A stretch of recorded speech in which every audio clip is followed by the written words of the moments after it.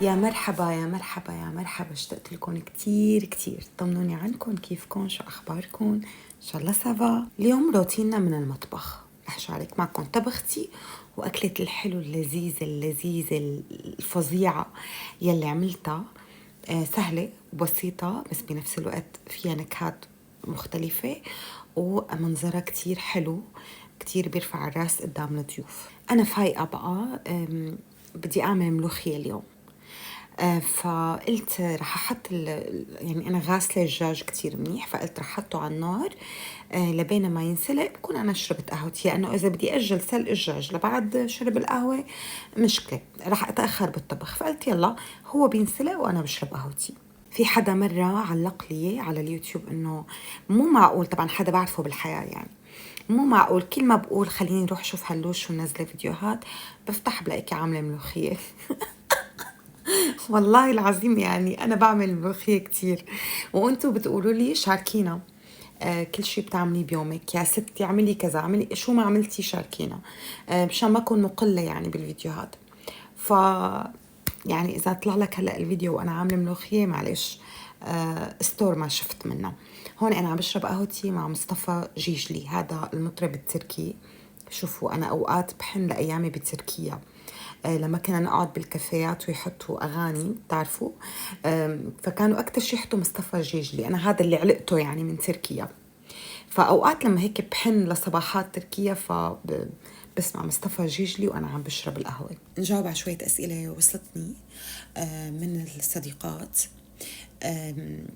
أنا بعتذر كتير أول شيء إنه إذا عم بتأخر بالرد على الأسئلة، بس مو دائما عم يصح لي.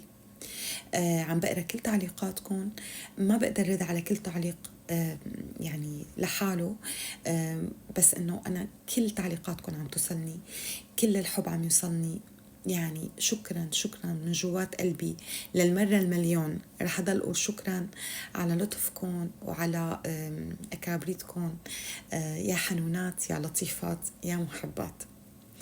خلوني جاوب على شوية أسئلة. أول شيء في تكرر السؤال كذا مرة إنه هذا الأكل كله بتاكلوه ولا يعني بتعملي أكل لحدا ولا بتطعمي حدا ولا بتكبيه.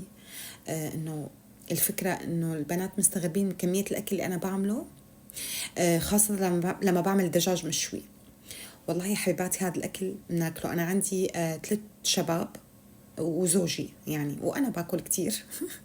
فنحن هذا الأكل بناكله أكيد أكيد. أنا ما رح أعمل كميات بس كرمال صور وبعدين روح كب الأكل، أكيد لا. فإيه بناكل هاي الكمية من الأكل. الأولاد الشباب بيستهلكوا أكتر من الأطفال يعني. أنا فرقت أولادي من كم سنة لهلأ، اسم الله يعني صاروا عم ياكلوا الضعف. فالمهم لا اطمنوا، أكيد لا منكب الأكل ولا بطبخ لحدا أو بطعمي حدا، يعني ما في حدا أصلاً. سألت كمان إنه طيب البيض إذا حطينا بالمعجنات بيزنخ، بيعمل زنخة، إنه في بديل. طيب إنه في بديل عن البيض خاصة بالبريوش؟ لا، البريوش لازم يكون في بيض، يعني إنه بريوش وإلا رح يكون خبز عادي. يعني أوكي فيكم ما تحطوا بيض، تتجاوزوا البيض، بس يعني ما رح يطلع نفس النكهة ولا نفس القوام ولا نفس اللون. هل بيزنخ البيض؟ لا أبدا أبدا أبدا. بالقلب المعجنات ما بيزنخ أبدا البيض، ولا بتبين نكهته. يعني نحن بناكل كيك، طب ما الكيك يعني في عندك الكيك الإسفنجي فيه 6 بيضات، معناتها كنا أكلنا كيف كنا أكلنا لو بيزنخ؟ ما بيزنخ طالما بتستخدمي فانيليا أو خل أبيض. طيب البيض اللي على وش المعجنات بيزنخ؟ نعم ممكن إذا كان ما طازج، يعني اللي بندهن فيه قصدي وش المعجنات كرمال تعطي لمعة ولون. إذا ما كان البيض طازج وإذا ما ضفتوا له شيء أكيد بيزنخ أكيد.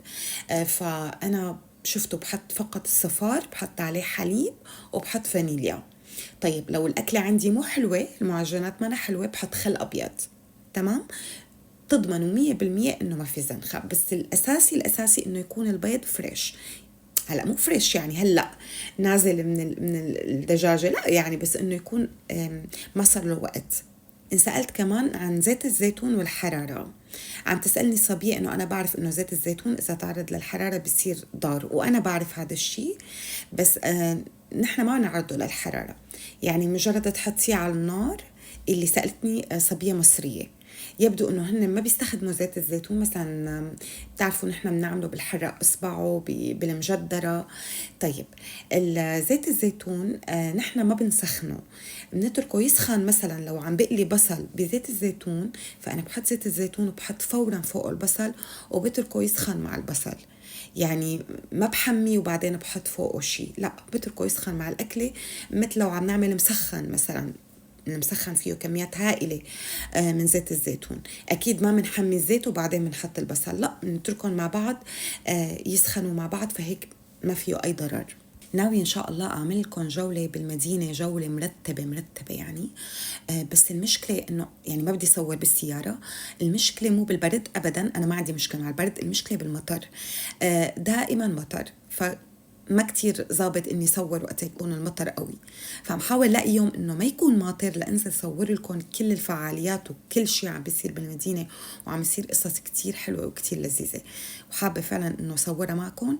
بس لازم انطر لحتى انه يكون يوم ما في مطر كتير. بعد ما خلصنا الملوخيه وتغدينا وكذا، هذا اليوم انا قلت لكم انا يعني كل يوم بستلم شغله بالتنظيف البيت. يعني مو مثلا انه يلا امنا بدنا نساوي المطبخ يلا ننظف الادوات الكهربائيه والرفوف والدروج والشبابيك والخزن. لا لا، كنت اعمل هيك قبل لما كنت اصغر. بس غلط يعني. ما كتير صح للظهر والجسم، صدقوني.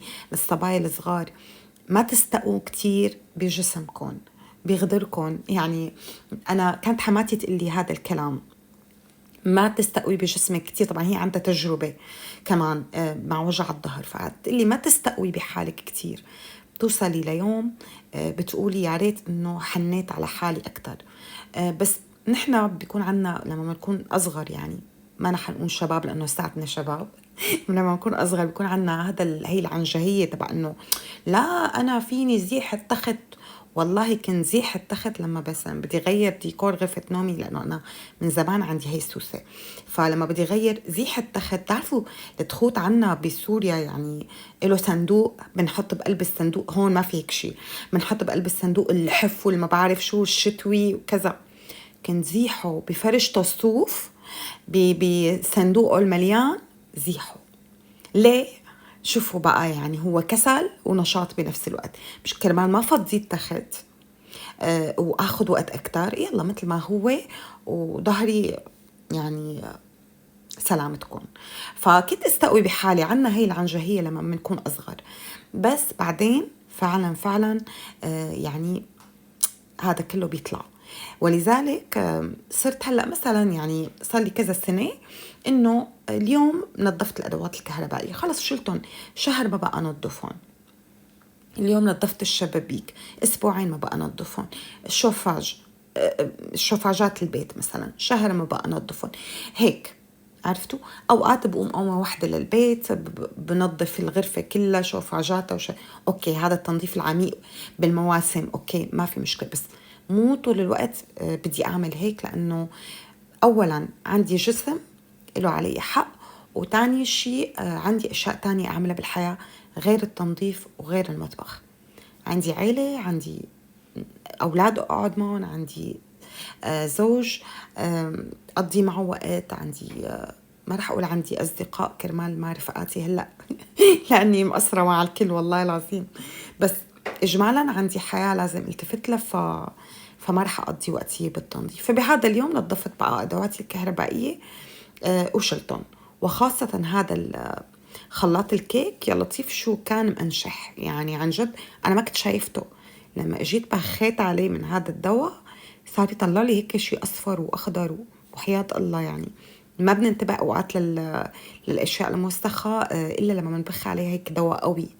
فكله بخيته ونظفته. وخاصة الأدوات الكهربائية بتعرفوا أنا عندي كله مكشوف، يعني عندي كله برا، ما عندي خزن. فبالتالي إذا تركتهم وقت طويل بيصيروا بيدبقوا، لأنه بتعرفوا الزيت والحرارة والما بعرف شو، فبصير بيدبقوا بجمعوا على الدبق غبرة. والله حتى لما كنت ضبهم بالخزن يعني بسوريا كان نفس الشيء يصير. فبحس الأدوات الكهربائية بدها عناية هيك كل شهر مرة نعطيها حقها.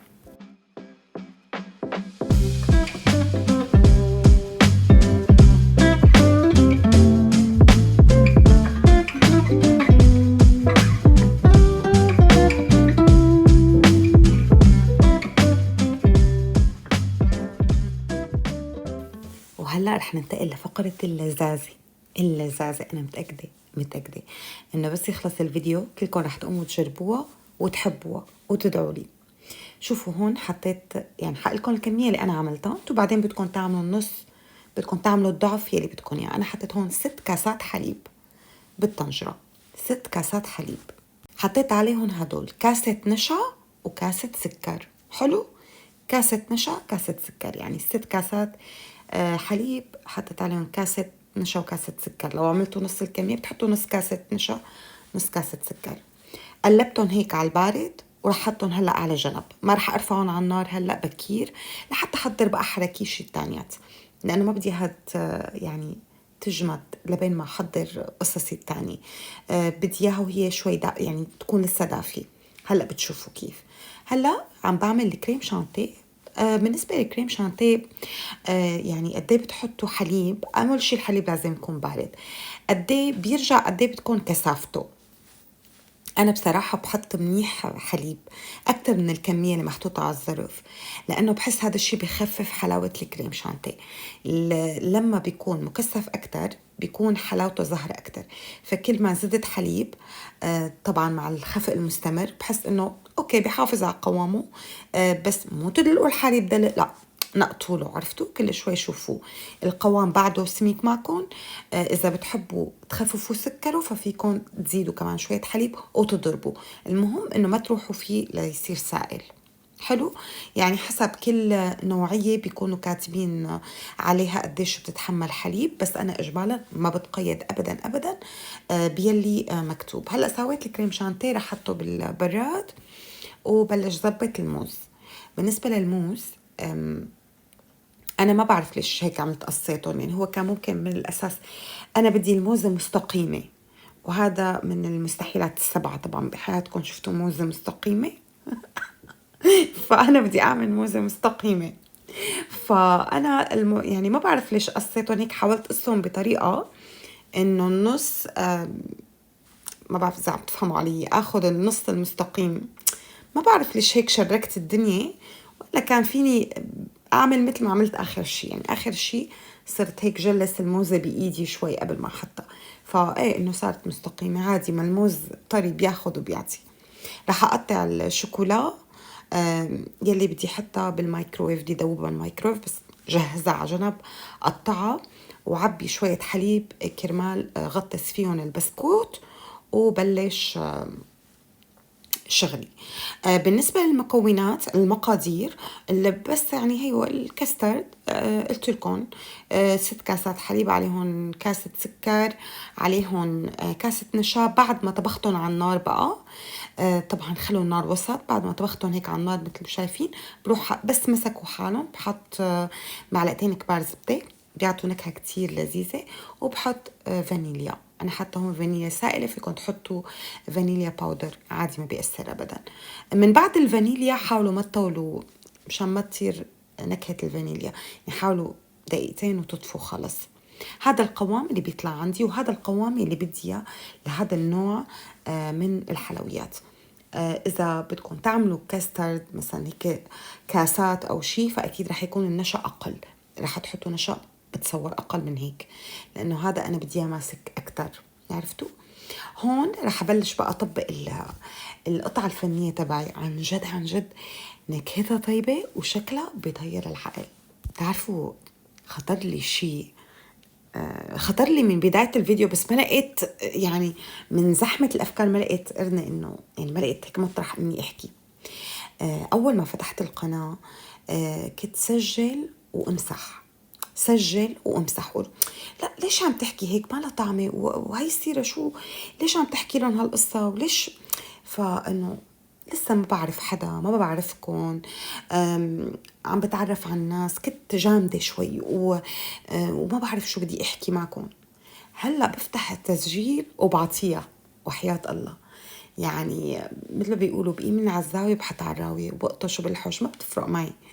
والله العظيم بعرف انه المحب لما رح يسمع ما رح يتضايق، بس اللي ما بيحبك لو شو ما عملت، خدوها قاعدة يا بنات، اللي ما بيحبك إذا بتشعلي له أصابعك 10 شمع رح يدور على علة فيكي، رح يدور. ما بيحبك ما هو، بس إذا بيحبك والله شو ما بتعملي وشو ما بتلبسي وشو ما بتحكي رح يشوفوا شي حلو. ولذلك أنا طبيعتي إجمالا بالحياة ما كتير ببذل جهد لخلي الناس تحبني. يعني بحس إنه هذا تعب، يعني إرهاق نفسي، ولذلك بحب مارس نفسي وإجمع حوالي الناس يلي حبوا هاي الطبيعة.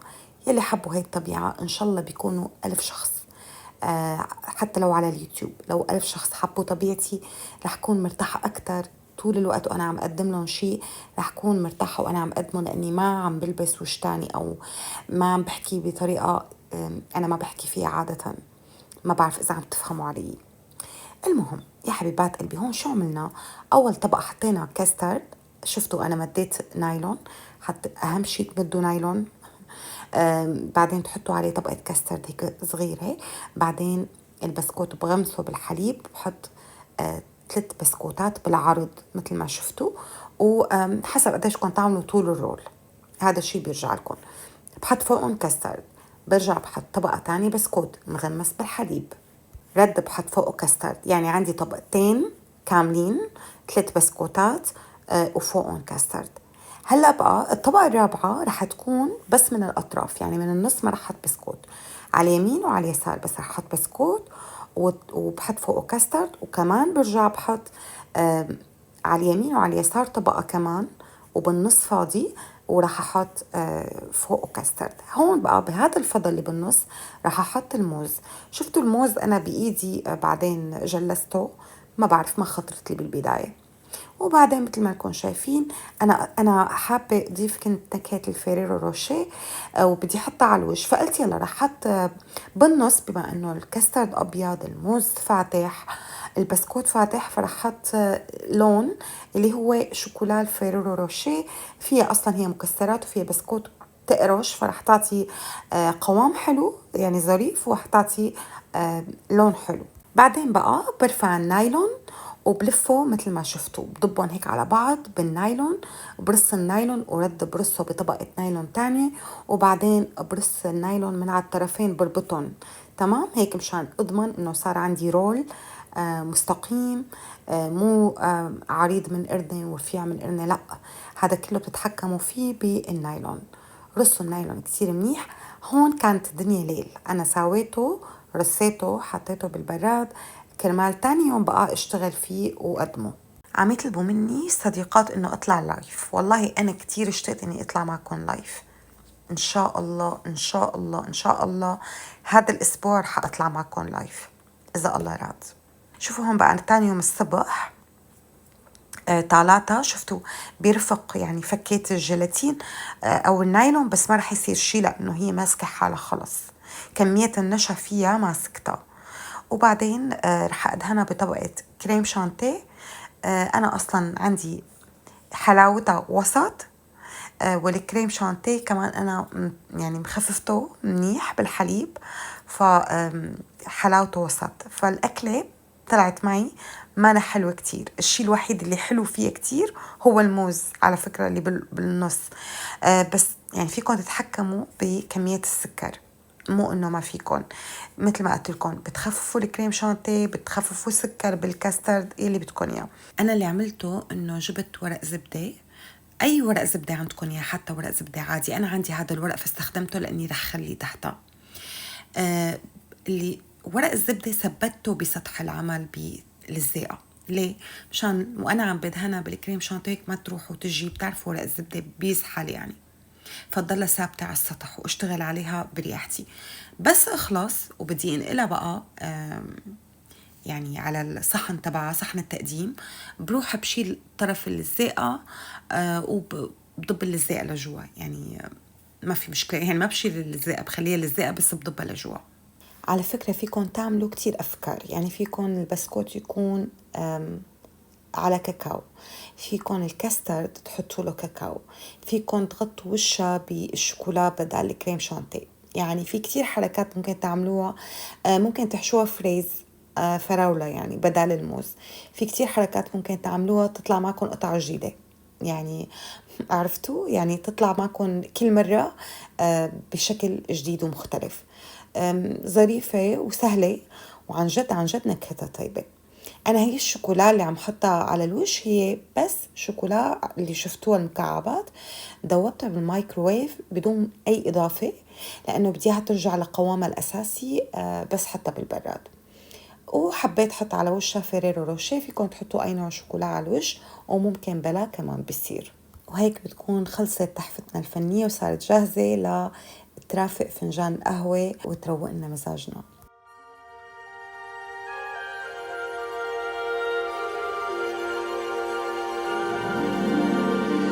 Jingle bells, jingle all the way. Oh, what fun it is to ride in a one-horse open sleigh. Jingle bells, jingle all the way. Oh, what fun it is to ride in a one-horse open sleigh, dashing through the snow in a one-horse open sleigh. O'er the fields we go, laughing all the way. Bells on bobtails ring, making spirits bright. What fun it is. وطبعا حان الآن بتوقيت الهلوش موعد فنجان القهوة اللذيذ لذيذ لذيذ، يلي ما في أطيب منه بعد نهار تعب، وخاصة إذا بعرف إني رح أصوره وأنتوا رح تستمتعوا فيه مثل تماما ما أنا استمتعت فيه. تذكروا إني بحبكم كتير كتير، وإنه بشوفكم إن شاء الله بفيديو قريبا. باي باي. Angels we have heard on high, sweetly singing o'er the plains, and the mountains in reply, echoing their joyous strains. Gloria